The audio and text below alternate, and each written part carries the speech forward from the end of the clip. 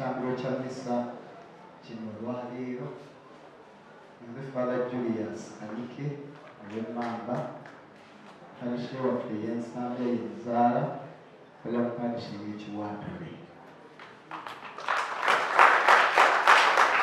Ekyo kyakulirwa wavubuka mu kibuga Kampala parish esaaliramu omukaaga ono Nakyala Sharon y'omu ku bavubuka baffe betubeera nabo.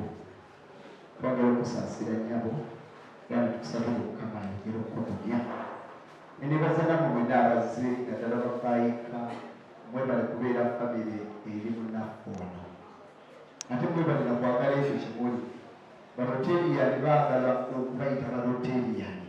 N'akagattolo okagatta kubeeyagaliramu ekyo kubanga balota. Era ndowooza babaddirira be bafaayika.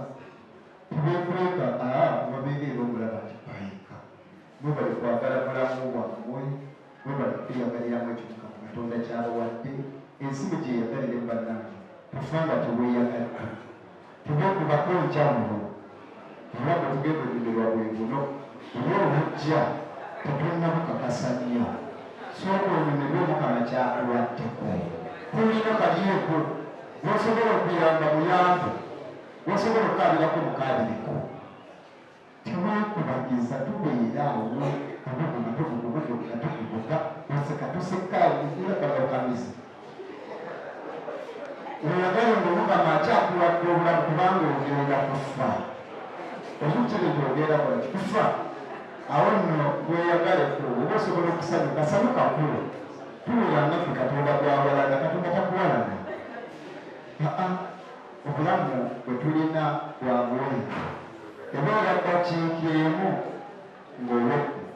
Tebwetaaga lunaku. Dakiika budakiika nga tukusabira Omukama omwoyagula mulongoza mirembe. Awo nno ng'okyassa laga nti Omukama akola buggwe akuwadde obulamu. Laga nti Omukama mulungi. Omukama tumufuula mubi buli kaseera obeera nga akukolimira tukulima. Ate tukulira bubi olaba oliyeeya ddala nti abo bayaaye abo bayagaba si baffe. Olaba munayambadde akakwe nga bano bayambadde kuki. Tugezeeko eby'okweyagala kweyagala yabamu obeera mu nnyumba olinga ali mu kkomera. Bakugalira mu nnyumba yo watezimbira naye yakufuukira ekitabo. Buli muzigo gw'abaana gw'opangisa okubeera mu kulya bibona bimonde tutambula nako. Weyagale ng'okyali mulamu. Onooka tugenda kusikira abasikuzi. Tugenda kusikira abasikuzi tukutwale tukuteekeyo. Ate ekyewuunyisa mukadde nga nekisinga okunnuma n'okuneeyagaliza mu bulamu bwange. Bwe tuwerekera abantu tuba twakamala n'omuteeka oluusi tuba tetunnamala namuteekayo tuba twatunudde dda ku masaawa ate ojjamu awali ebiseka tankwata ate ogenda okasanga erugaya nga bali ku bifi. Ababadde bapapa tebannakuteekayo bali ku bifi bale. Awo nno ng'okyassa weeyagale olwo obukubanga essaawa eweddeko oleme kubeera awo nga ogamba yiika lisinga Omukama nnyongedde yakwongereyo ki. Emyaka gyakuwadde tonneeyagalaku wena otunulanga omukolimire. Sabuka ng'okyali mulamu. Bana ngenda kwagaliza olugendo olulungi. Nsaba tutambule bulungi tube babuvunaanyizibwa Omukama atukuume ate munaffe tumwerekere mu mbeera ey'ekitiibwa. Mbagaliza olunaku olulungi olugudde ekisaako ekisajja Omukama.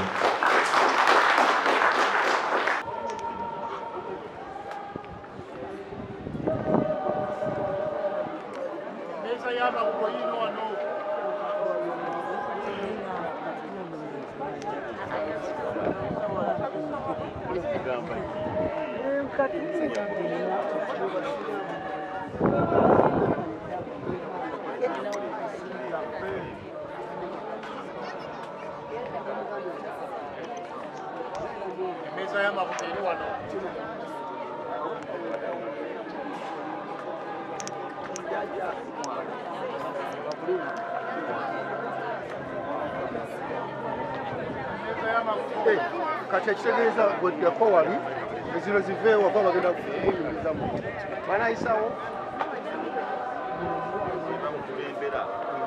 emmeeza y'amagugu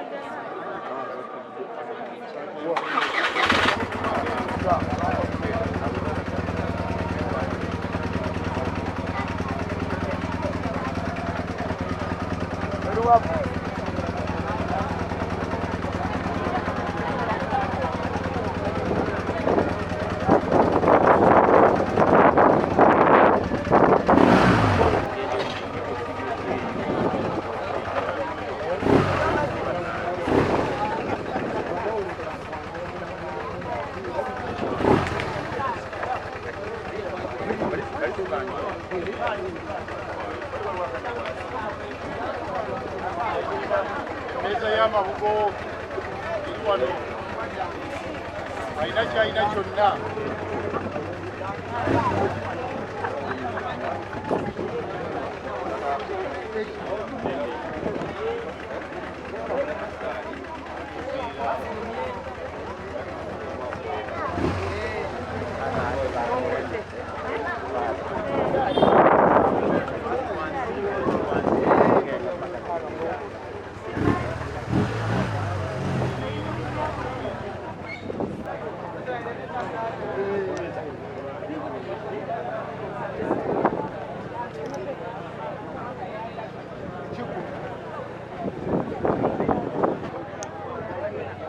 Emeza y'amabugo yino wano alina kyalina kyonna.